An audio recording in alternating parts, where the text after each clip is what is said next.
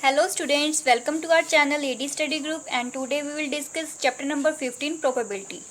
तो देखो प्रोबेबिलिटी होती क्या है। प्रोबेबिलिटी होती है जब हमें किसी दो चीज़ों के ऊपर डाउट हो कि वो चीज़ होनी है या नहीं होनी है। जैसे हम कह दें कि आज बारिश होगी कि नहीं होगी, मतलब हमें दो चीज़ों में क्या है, डाउट है, हमें पता नहीं है कि वो चीज़ होनी है कि नहीं होनी है।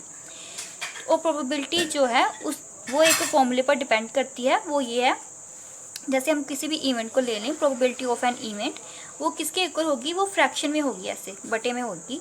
पहले क्या लिखते हैं हम, number of favourable outcomes upon total number of outcomes, मतलब कि ज़्यादा से ज़्यादा कितने होंगे और उसमें नंबर ऑफ फेवरेबल आउटकम्स कितने होंगे।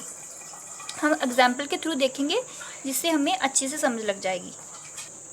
जैसे देखो एग्जाम्पल नंबर 1 है, a coin is tossed one time, find the probability of head and tail. हमने एक कोइन को क्या किया है, हमने एक कोइन को टोस्ट किया है। जैसे एक कोइन है, ये वाला कोइन ले लो, इसका एक पासा क्या है, एक और टेल है, एक और हेड है, ऐसे करके ले लेते हैं हम इस कोइन को, एक ही कोइन है, अगर हम एक बार इसको टॉस करेंगे तो क्या प्रोबेबिलिटी होगी हेड आने की और टेल आने की। तो ज़्यादा से ज़्यादा हम देखते हैं ना, फॉर्मूला क्या होता है, फॉर्मूला ये होता है number of favourable outcomes upon total number of outcomes.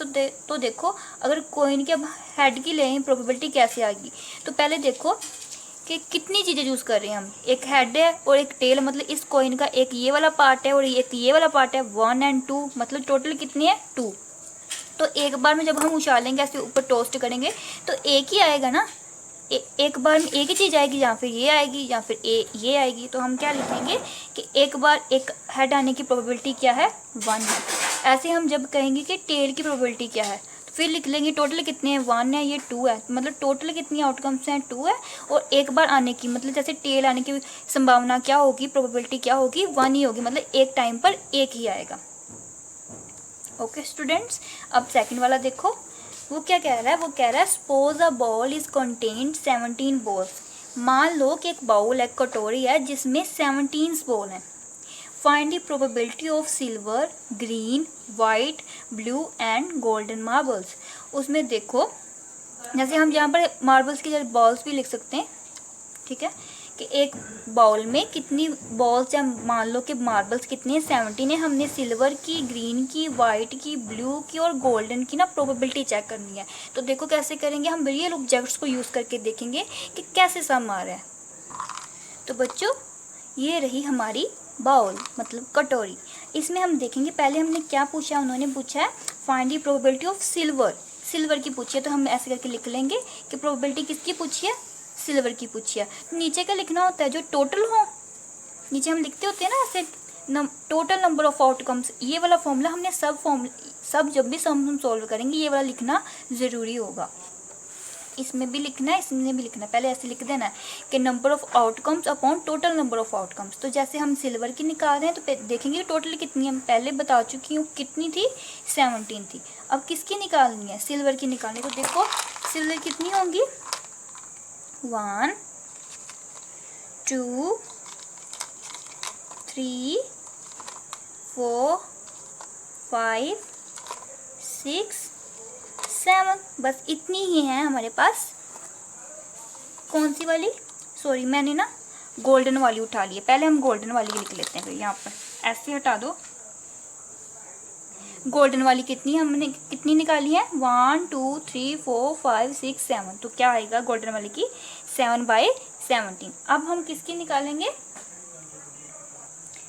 अब हम निकालते हैं ग्रीन वाले की। तो देखो पहले हम यहाँ पर लिख देंगे किसकी निकालने जा रहे हैं, जो गोल्डन वाली थी इसका जीओ लिख दो, पता लग जाए कि गोल्डन वाली थी। अब हम निकालेंगे ग्रीन वाली की, ग्रीन वाली की टोटल तो वही रहेगी ना, कितने में से आ रही है, 17 में से। ग्रीन वाली देखो कितनी है, 1 2 एंड 3। तो 3 है हमारे पास कौन सी, ग्रीन बॉल्स। तो यहाँ पर हम लिख देंगे 3/17। अब हमारा गोल्डन वाला हो गया, ग्रीन वाला हो गया। अब हम सिल्वर वाली निकालते हैं। तो क्या लिखेंगे, P ऑफ S, मतलब सिल्वर। टोटल फिर 17 रहेंगी। तो देखो सिल्वर वाली कितनी है,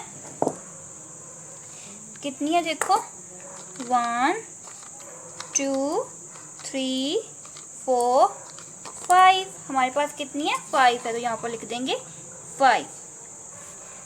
अब निकालेंगे वाइट बॉल वाली, तो वाइट W टोटल कितनी बेटा 17, और वाइट वाली कितनी रहेगी बॉल में ओनली 1, तो हम लिखेंगे 1/17। अब लास्ट है कौन सी रहेगी हमारी ब्लू वाली, तो देखेंगे P of B that is blue, blue ये आ गई टोटल 17, और कितनी रहेगी कटोरी में ओनली 1, तो हम लिखेंगे 1/17।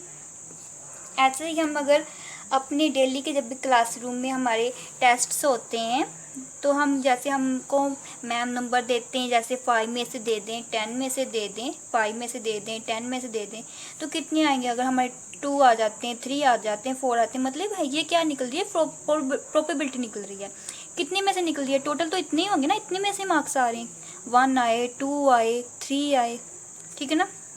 ऐसे 10 में भी आएंगे, ऐसे 8 आ जाए, 9 आ जाए, मतलब ये टोटल आउटकम्स है कि ज़्यादा से ज़्यादा कितने आ सकते हैं, 10 में से 10 आ सकते हैं, और कम से कम कितने आ सकते हैं, 0 भी आ सकते हैं। लेकिन आप 0 मत लेकर आना, आप इसके ऊपर ही रहना। तो जैसे 8 आ जाए, 9 आ जाए, मतलब ये बताने का मकसद ये है कि ये ऑलवेज किस में आती है, ये फ्रैक्शन में आती है, ऐसे बटे में आती है। ओके स्टूडेंट्स, ये हमारा इंट्रोडक्शन किसकी थी, प्रोबेबिलिटी की थी। और अगली वीडियो में हम एक्सरसाइज 15.1 में 1 लेकर आएंगे। Okay bye.